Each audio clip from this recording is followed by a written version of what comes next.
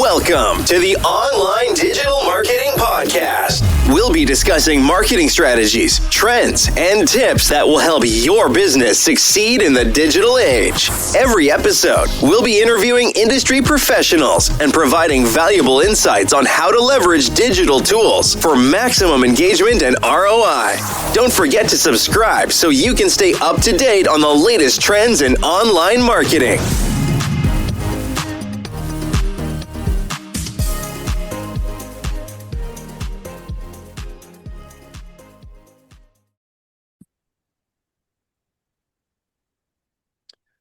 Good morning, and welcome to the Online Digital Marketing Success Podcast and Training. My name is Marvin Drobes. I'm going to be your host today, and we have a very special guest joining us today. And I know we're going to have a lot of questions from you people that are on here with us live. So let me jump right into it and introduce my guest today. Her name is Dr. Donna Smith-Bellinger. She's a straight-talking sales strategist, keynote speaker, and author with over 40 years of experience helping professionals close, like in deals, with confidence. She's known for turning quiet experts into revenue powerhouses and underperforming teams into consistent closers. Dr. Donna doesn't deal in hype. She delivers real-world strategies that help entrepreneurs and corporate leaders stop leaving money on the table. Get ready to learn how to master the kind of conversations that grow your business and your bottom line. If you or your team hates selling, struggles with follow-up, or needs to turn strategy into actual sales, Dr. Donna is the one to listen to. She teaches how to lead with language, close with clarity, and never chase a maybe again. So with that, Donna, welcome to our podcast training, and I appreciate you taking time out of your busy schedule to join us. Thanks, Marvin. I really appreciate you sharing your platform and also your wonderful followers. And I hope that I will be able to provide a few what I call aha moments where they go, okay, either this is something I've been ignoring or, see, I'm not crazy. Well, you got my attention, almost like the book. You lost me at hello, okay? So let's get started with the questions today because we have lots of them for you to answer. For someone who's just starting out in business, where should they begin with sales, especially if they hate or at least think they do? If they hate sales, Yeah, if they're not sure, but they think they don't like sales, where do they start? well, the first thing they need to understand is that sales is service. So sales is not that sleazy, icky thing that a lot of us think about it, especially those of us who are of a certain age and maybe we think used car salesmen, pushy people who are trying to move us into a space so they can make their quota. That's not that's not what sales is, especially in today's market. In today's market, this is all about solving a pain or a problem. Now, the reason you do what you do is because someone told you you were brilliant at it, whether you got paid for it at that time or not. Hmm. So consider what it is you think you do brilliantly and the reason you chose to be where you are right now. Now, there are some challenges, both external and internal. There are what I call the self-imposed barriers. And then there's that other crap that you get from other people. Like I have had people say to me, oh, you really must be good at what you do because they did not hire you for your looks.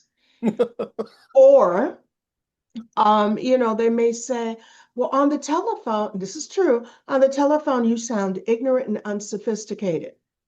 Now, that's an external feedback. And it doesn't necessarily reflect on your capabilities, Hmm. but you must consider that perception equals reality. So what do you need to shift in order to shift that person's reality if, and Marvin, you know how I am about this, Mm-hmm. this is your ideal prospect. Now, if this is not your ideal prospect, it's like, honey, pick up your toys, go away, have a nice day. Let them go. But if this is a person who falls into the realm of your ideal market, then it's a matter of getting them to see that, yes, I hear you. Yes, I see you. And yes, I have solved this problem before. Far too often in sales and in business, we feel the need to feel like the smartest person in the room. Let it go. This is not about your ego. I'm going to say it twice. This is not about your ego. If you're the smartest person in the room, you need a new room. But if the person you are addressing has a challenge that you can succinctly parrot to them and then demonstrate how you have solved that same identical challenge for another person, then that's what you say. You know what? I had a client who had that same challenge. And when we worked together in 2 weeks, 2 months, 2 months, 6 months, whatever your process cycle is, we were able to accomplish X. Is that your ideal outcome? Yes, it is. How did you do that? Well, first of all, I said that was my client. And it's a highly customized process. But yes, I know how to do that. And yes, it is my privilege to be able to assist you in that as well. But don't try to educate them and give them a tsunami of information because that's not what they're looking for. If they wanted to know all of that, they'd study it. They want to pay someone to take that pain off of their plate. Demonstrate that that is where your expertise lies. Yep. Great, great, great. I love it. It's funny because you talked about sales in general, and if I to be a little bit off base here right now, can you give me the definition of what you consider sales to be? And we know a lot of people perceive it as trying to convince someone, or a group of people to do what you want them to do, but that's not what it's about. We know that. Okay. Sales is nothing but two entities coming to a mutually beneficial agreement. They have a pain, you have a solution. They have the revenue to pay you your value. Ta-da! There Okay. it is. That's really all it is. It's not about trying to be a pale imitation of someone else's idea of success. And far too often, particularly in the US, we like to be followers, you know? We want all, and we find ourselves being social media rich and revenue poor. So true. What we're talking about right now is just determining the value that you will bring to that particular individual. We're followers. We want to follow the people who are delivering the result. So think about the person that you follow right now, the author, the podcaster, the expert. Why do you follow them? Because they're able to solve or resonate with a challenge or a goal that you have identified. That's all it is. Right. Well said. Okay. So I know that you've trained corporate teams and entrepreneurs and solopreneurs. And if you had to identify the one skill that both groups must develop, what would you tell your audience? Well, the first skill that you need to develop is the art of listening. Far too often, we just wait for our chance to speak, but we don't take the time to listen to what that person is saying and then clarify that what we heard is what was intended. All right. And I think we can all, when we think about the way that we buy, what are we listening for? Someone who understands what we said the challenge is and then they're able to solve that specific challenge. So it's not about giving them the easy button, Mm-hmm. or the shortcut. I'll give you a quick example. There's a person that I worked with who was a person who felt that they were not being heard by their upline in their company, and they were being passed over. They were that person that was always getting tapped to train the replacement, to train the new manager, but they were not given the responsibility. So they were being recognized as an authority, but not giving the revenue of an authority. After that person and I were able to determine the internal sales conversation that needed to be developed so that the managers and the other decision makers saw them and saw the value that they brought. Once we were able to clarify all of that, that person was able to raise their personal revenue by 30% in less than a year. Nice raise. And I know it was a couple of different things. So they went from nobody hears me to doing national and international leadership. But it was because they didn't know how to, and this is one of my terms, consistently communicate their competence. People don't understand the value that you bring. And you must be able to communicate that. Once you're able to do that, and you're able to pre-qualify them in such a way that you're able to say, okay, so what is the pain? How long have you had this pain? What have you done so far to be able to alleviate it? What has not being able to address this pain cost you in health, in relationships, in opportunities, in revenue? Oh, guess what? I've done that. And I helped a person go from here to here. Is that what you're looking for? Mm. Don't give them your intellectual property because that's what you charge for. It's like you are in business. Okay. They don't get that for free.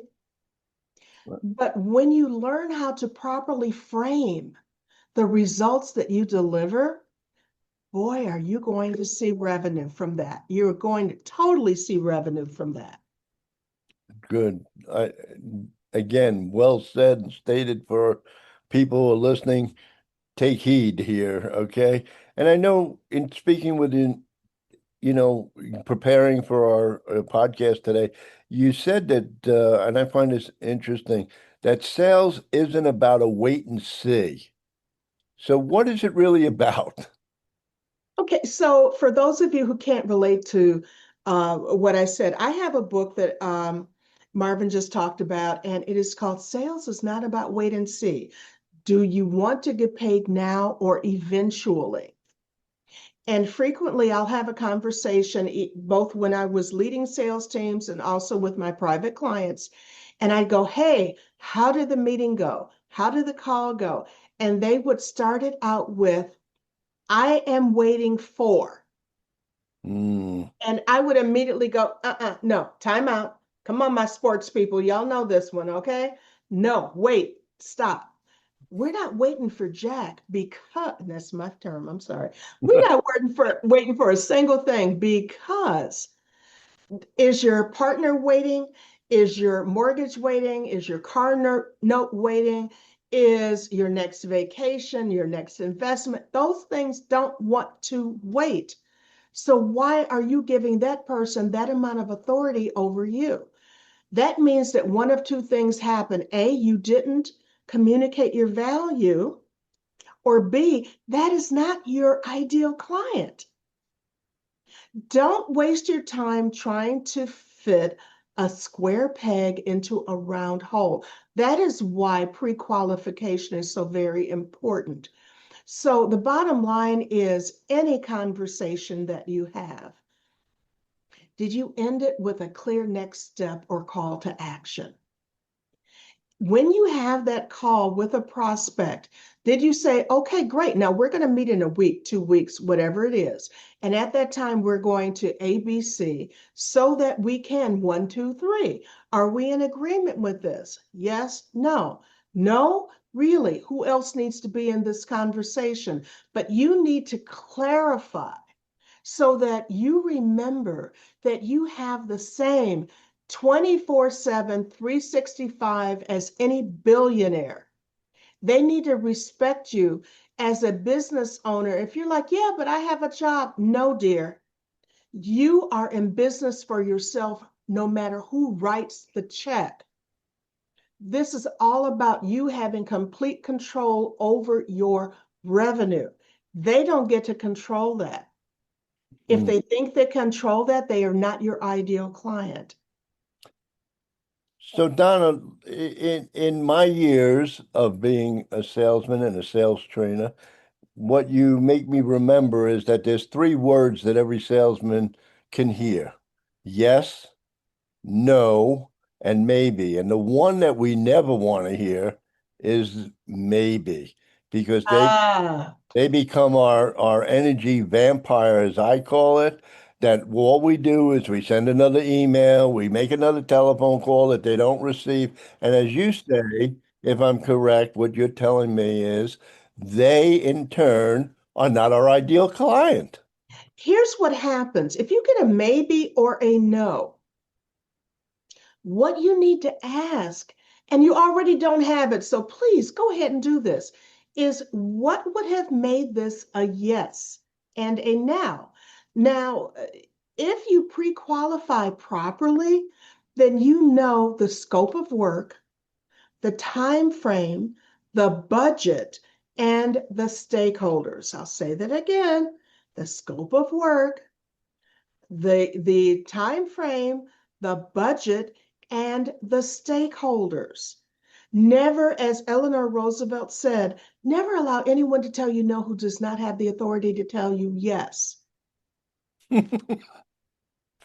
All right, so here's the deal. If it's maybe, what would have made it a yes? What have you, go back to pre-qualification. Well, what have you already tried? What did you like about it and what did you not like about it? What would have made this a yes? What is it that we and also that previous person did not understand about your ideal outcome or goal? Mm, Clarify. Clarification is the piece that you are missing if you get a maybe. yes. So again, I'm understanding what you just painted a picture for me is the pre-qualification uh, job that's at hand. I mean, too many of us, it's funny because I know we're going to talk about this in a minute about AI. And a lot of times in my use of AI, I find that if I'm writing an email or possibly even a script for a conversation on the phone, I notice that AI can only write the words. They have no feelings. So what it creates is a one-way conversation. I'm going to say it that way. It never asks the questions. It just goes ahead and says, "Do this, say this, say this, say this, say this, say this," and all you're doing is giving them like the old benefits features. I'm giving them all the features, but I've never found out what the benefits and what it'll mean to them because I didn't give them an opportunity to tell me. So the pre-qualification is key. Pre-qualification is key, but when we're talking about AI, I was in tech way, way back in the day, and we used to have a conversation or a little acronym that we use, GIGO, garbage in, garbage out. Mm, And so if you are not, and a lot of us have heard ad nauseum prompts, you have to give it a prompt so it does this, that, and the other. Okay, great. Again, garbage in, garbage out. If you don't clearly define the output that you want from AI, it's just going to give you what you get. So here are the things that I would suggest. First of all, if you have a challenge, clearly articulate the challenge, number one. Number two, Who is it that you like to follow or who your prospects like to follow? Because guess what? You can tell AI to give the response in the voice of that particular individual if that voice is in alignment with your own. Great point. Next, please do not allow it, if it does not serve you, to define you by gender. So I learned as a woman that when I first started using AI, it used all of these feminine terms: wonderful, brilliant, beautiful. I'm sorry, the majority of my work was done with male dominated sales teams. I just don't talk that way. And women are not always my ideal market. Mhm. So I had to give it some male voices as well as some straight no chaser female voices. And here is the key thing: AI goes out and snatches from all over the place.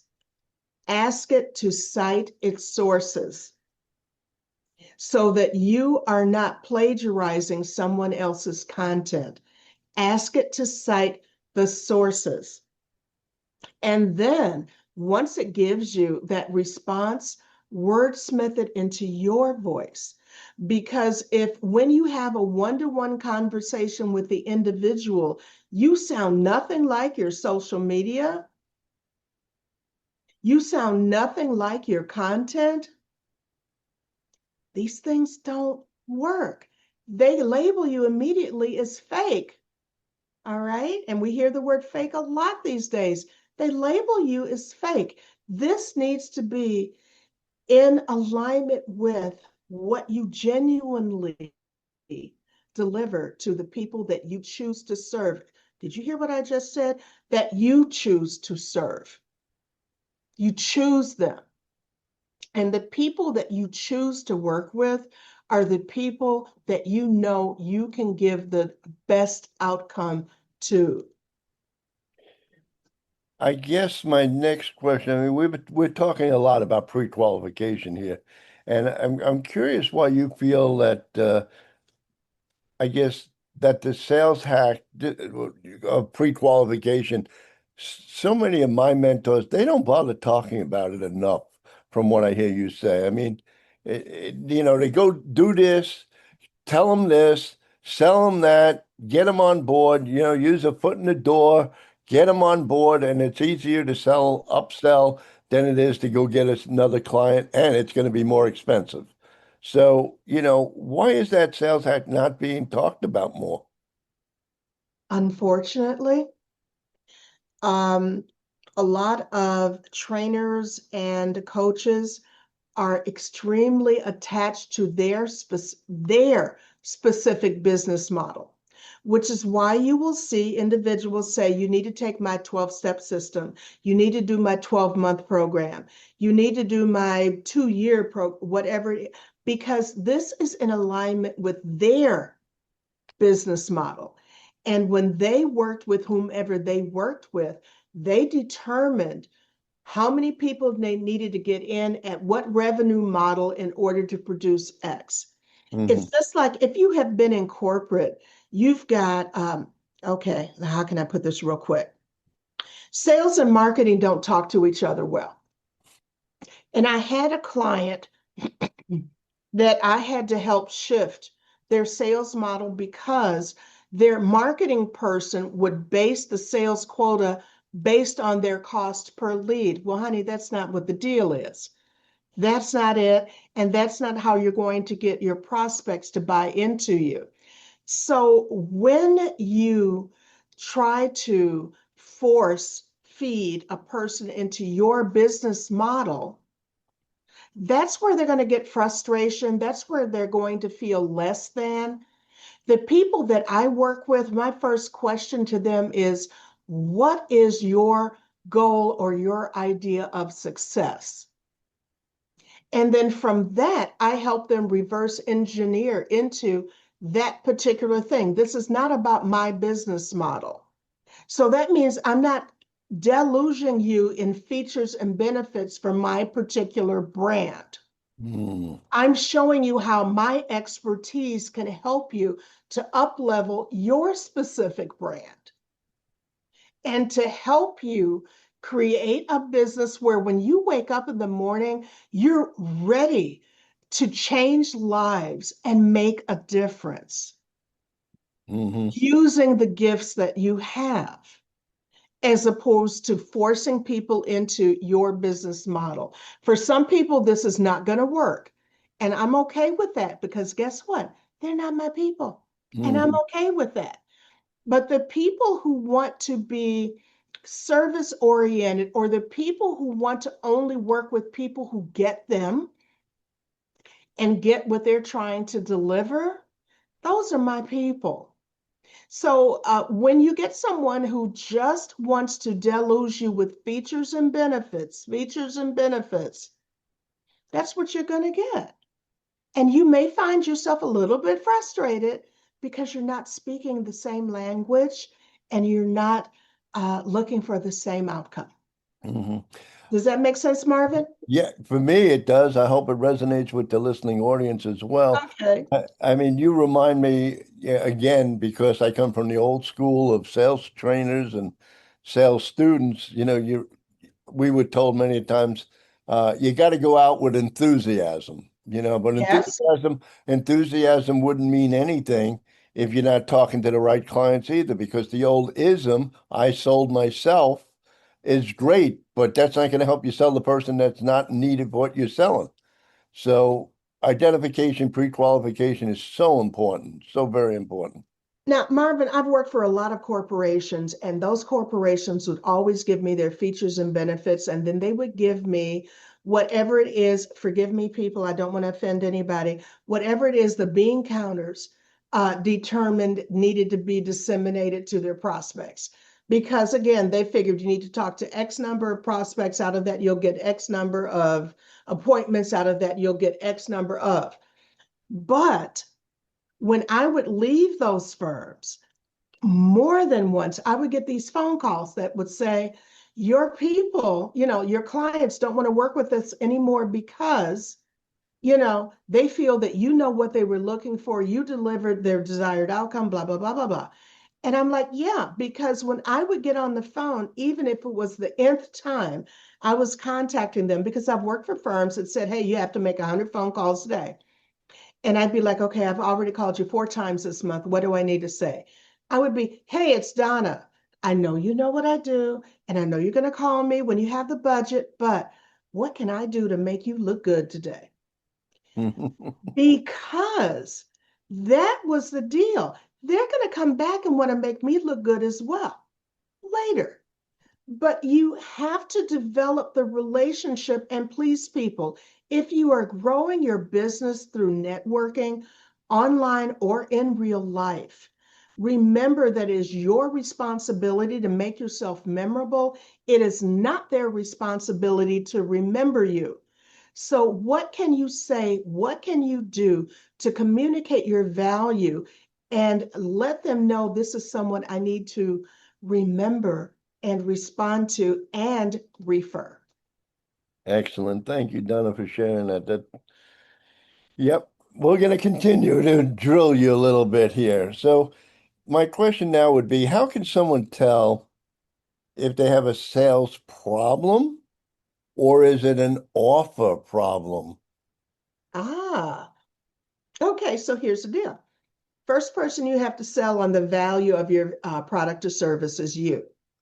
Do you believe in it? If you believe in it, can you articulate the value of that particular thing? And again, going back to pre-qualification, who is willing to pay for that solution? Now, if you have more networking events than you have appointments, if you have more appointments than you have sales, then there is a communication issue. Hmm. That's all it is. It's a communication issue. Is So, that helpful? so in structuring an offer, no matter what it is that we're making the proposal on. It's a communication issue that we have not been able to effectively communicate what we're doing, The will value benefit of the what you're value of what you're doing. doing It's and the how it will value. help them. It's not the what. The what is features and benefits. They're not paying you for features and benefits. They're paying you for solutions. Okay. They're paying you for solutions. I got a pain. I've got a problem. Okay, whether you're doing health and wellness, in which case you're saying, well, how much time have you lost from work? How is it affecting your personal relationships? How much are you spending on medication, office visits, time off from work, blah, blah, blah. Whether it is something in your business, is there a money leak in your business because of some specific solution that you don't have within your sales process or within your customer service process? Mm. But you need to be able to identify what that problem is and get them to go, yeah, that's really what it is. And then say, not giving your intellectual property away. You know, I had a problem. I had a client who had that same problem. This is how they shared with me what it was. This is what I was able to do to help them to solve that in 2 weeks, 2 months, 2 years, whatever your process requires. Does that sound like what would work for you? Yeah. How did you do that? Stop. You don't get to tell them that. Time to It's get paid. it's like, you know what? That was my client, and it's a highly customized solution. What I did for them may not be the exact thing I would need to do for you, but yes, I can solve that for you. That's a great. I love it. So I guess my next question would be, how do we help clients turn the old proverbial, I'm not ready, this time isn't right. Let's do into let's do this. Okay, great. So there's a couple of things. If you're talking to a company, if you're doing B2B, it could be a matter of their budget or sales cycle. So when do they typically, I talked before about the scope of work, the time frame, the budget, and the stakeholders. So if they say, well, this isn't really the time, really, okay, so what is it that makes this not the right time? Just ask them. Just ask them. Well, we have already allocated our budget. Terrific. And so did you allocate budget for this particular solution? Yes, we did. Who did you choose? And have you worked with them before? Find out. You need to know who your competition is. If this is a situation where they say, well, it's really not the right time. Okay, great. Is this something that you do in cycles? Or who's the person who makes the decision on that? Again, who are the stakeholders? Who benefits from this? What did you do last year? What are you losing by not addressing this right now? Now, with a lot of the things that are going on right now with funding and other things, there are people who are saying, hey, we really don't have the budget because maybe we lost sponsors. Maybe we lost some government funding. Maybe the people who typically support us haven't supported us right now. Terrific. But who do you serve? And what is going to be the ramification of not addressing this particular challenge? And then who do we need to tap into? Who are the stakeholders? Where maybe there are other sources of funding that we haven't considered yet. Have those conversations, but do it with confidence. And that's a lot of times the confidence. Now, here's the other thing, Marvin. When you get a yes, do you pick up your toys and run away? Or do you ask who else within your organization needed to hear this message? Do you ask who else do you network with that I might be able to serve? Too often we pick up our toys and run away so happy that we got a yes that we don't want to give them a chance to change their mind. Remember that you are here to serve, that you have a solution. And it's not this amount of revenue, it's this amount of revenue. Donna, I absolutely love your line. that we're here to serve. And I mean, I can't say more than enough about where I've come from. And, the old saying also, again, here we go with my old sayings. It's better to underpromise and overdeliver. Absolutely. Okay, so yes, we have someone, David Huff, you have your hand raised. Why don't you unmute yourself and give us your question? Yeah, one is I recently said the same thing about under promise and over deliver, and a friend of mine who is a longtime sales trainer, like over 3 decades, corrected me and said he's okay with the over deliver, but he's not a big fan of under promising. Uh, but the question I had was for what if you're going into a new area of business and you don't really have the past clients to give as evidence? So you can't really point to, I helped this person do this. So when you're just starting out in a new area of business, how would you approach that differently? Let me ask you, and your name again is? Your name again is? I'm David. David, thank you for offering up the question. So here's my thing. You moved from what to what?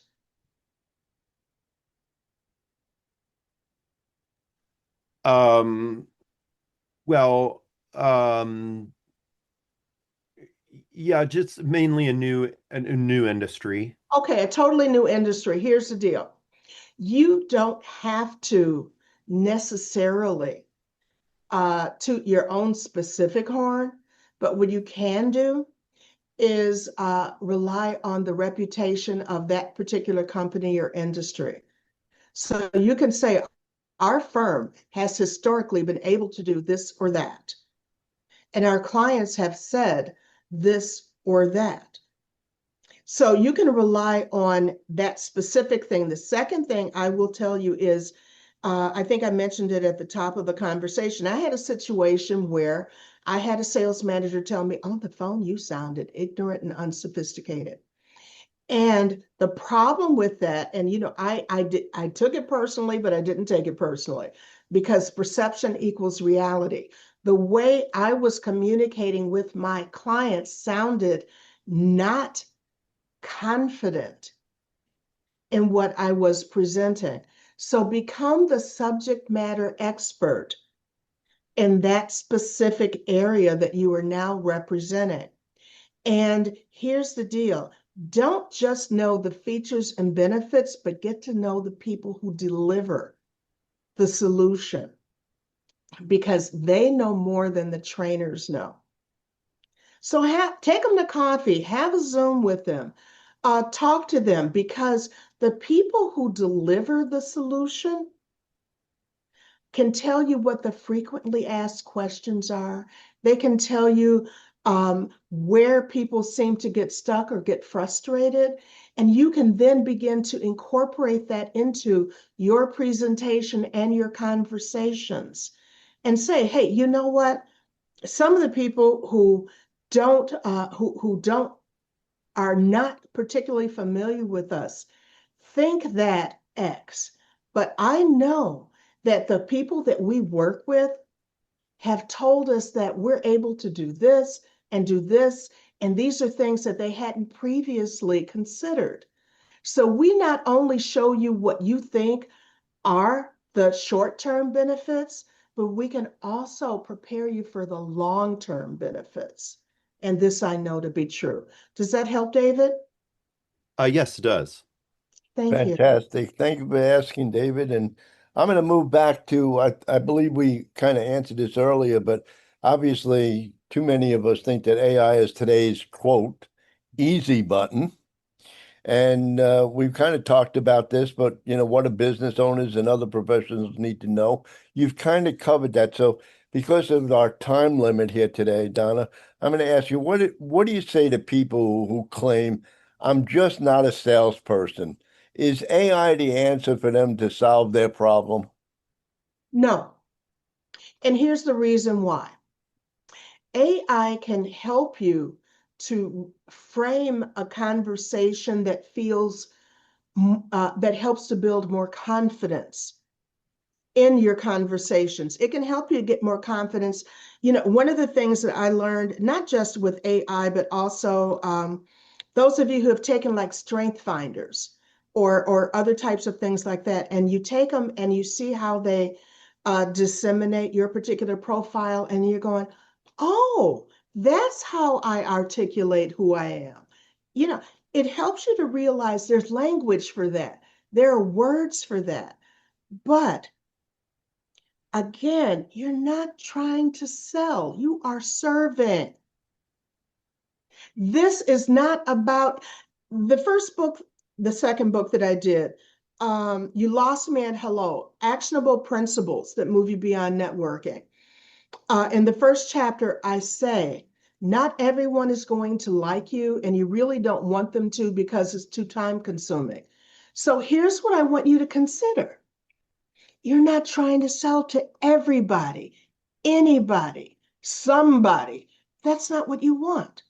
You want the people that when you see them show up on your phone, you're like, oh, I can't wait to talk to them. I want to really support them. I look forward to talking to them. Not, oh my God, do I have to talk to that person again? No. Okay. And we have all had those people where it's like, oh, swipe left. I can't deal with you today. So when you feel challenged in these conversations, remember, this is not about convincing. Sales is not about convincing. It is about serving. It's about being of benefit. When you get ready to plop down your hard-earned money, do you want somebody who's trying to talk you into something, or do you want someone who really gets what it is you're trying to accomplish? Be the solution, not the process. Be the solution. Great. Donna, I have three more questions, and we'll be able to try to wrap this up. And I want to thank you early for what you're sharing with us today. But what's one uncomfortable truth that every entrepreneur needs to hear before they try to scale their business? And I know a lot of the people on this call right now, in fact, I think everybody here has been in or owns a already successful business, and they're all wanting to upgrade, scale, become bigger, and have more clients. So if you had to, what is that one truth that they need to There's not one truth. I wish there was that. That's the same as saying, what's the easy button? So here are a couple of quick things. I'm going to talk fast. You all catch the recording if you didn't get it. First of all, you cannot micromanage. You can micromanage yourself right out of business. So please, whatever your process is, document it. Be willing to delegate. If you don't trust your team, you will not be able to walk away and do the other 900 things that you know are brilliant that you've got here and that you're waiting to give birth to. But so quit micromanaging your team. Hire the right people for the right roles. If you need help with that, there are people like me and others who can help you with that. So it's like, no, it's not your cousin's great uncle's friend. I mean, it's just like, no, that's not what you're looking for. It's not any warm body. And again, it's not somebody, anybody. It's making sure that you're putting people in the right roles and making sure that the people you bring in have the entrepreneurial mindset and taking the time to find out what they want to grow into. Okay, you're not the overseer here. I don't know how else to put this. They're not on a plantation. You're not the overseer. You're not the one cracking the whip. You don't want to work like that. Neither do they. Next, you must be able to be coachable.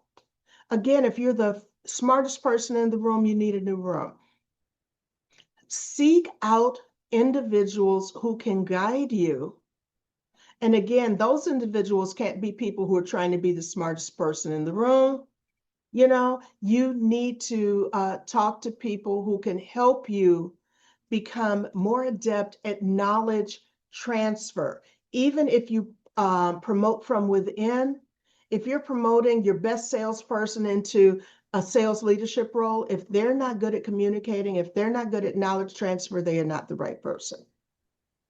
All Good. right. So those are two things I can give you. Great. Now, if someone listens to this episode, which we know we do have a following, and there's a lot of people that will be listening to this, as well as some of us going back to the recording to make sure we didn't miss anything. If they were to listen to this episode, what's the one action that they should be able to take away from this episode? The one action I want them to do is to stop waiting for permission. Stop waiting for permission to be great. Far too often we worry about what other people think about us. Doesn't matter. Okay, I tell my people all the time, I know how to make friends. I'm looking for clients. Okay, so go back to the last person who showed interest and reconnect, implementing some of the things we talked about today. This is a time for clarity. If it wasn't a yes right then, find out what would have made it a yes. Remind them why your particular work matters. And, you just need to, how can I put this? Start where you are and move that conversation forward with purpose. Remember that this is not personal, this is business. Where do you spend your money? You spend your money in the places where you find the most value. So do your prospects. Fantastic, Donna. Now, if our listeners want to reach out to you, how can they? And please share your website where they can learn more about you and the work that you do. Great. So the majority of the people who hire me because they've heard me on platforms like this, because you can tell I'm not the typical. My website is www.askdsb.com. AskDSB.com. Next, I want you to, follow me on YouTube, follow me on Facebook, follow me, most importantly, on LinkedIn. And you can also, when you go to askdsb.com, I'm happy to have a 20-minute no sales conversation. Have a quick 20-minute conversation with me. Tell me what resonated and what question you still had. I'm more than happy to be of service, because it's always an honor to be of service. And thank you again, Marvin. Thank you so much. And I'm going to stop the recording here, but please stay on the line for me as we end today. And again, Donna, you've been a great inspiration to me. Motivation, inspiration, people get them confused. I want to end with you were both motivating, which is the external, but for me, you were inspirational as well. So thank you so much for your time today. And everybody stay with me as we'll take questions and answers in a second. Ready to take your online business to the next level? Subscribe to our digital marketing podcast and then join our Accountability for Success Mastermind. With expert advice from industry leaders, you'll gain knowledge and insights that will help you succeed in today's digital marketing world. From social media strategies to search engine optimization, we have all the tools you need. Learn from successful entrepreneurs and take control of your online success. Join the Accountability for Success Mastermind now at bit.ly/AFSM podcast.